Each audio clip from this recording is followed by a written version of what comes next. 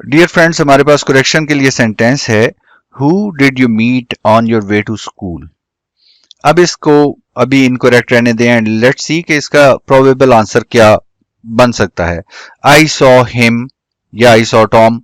तो आप देखिए कि ये जो हु का आंसर है ये सेंटेंस में ऑब्जेक्ट ऑफ द वर्ब की जगह पे पड़ा हुआ है। तो जब ऑब्जेक्ट ऑफ द वर्ब के लिए हम इंट्रोगेटिव वर्ड यूज करें हु, तो वो हु नहीं इस्तेमाल किया जाता।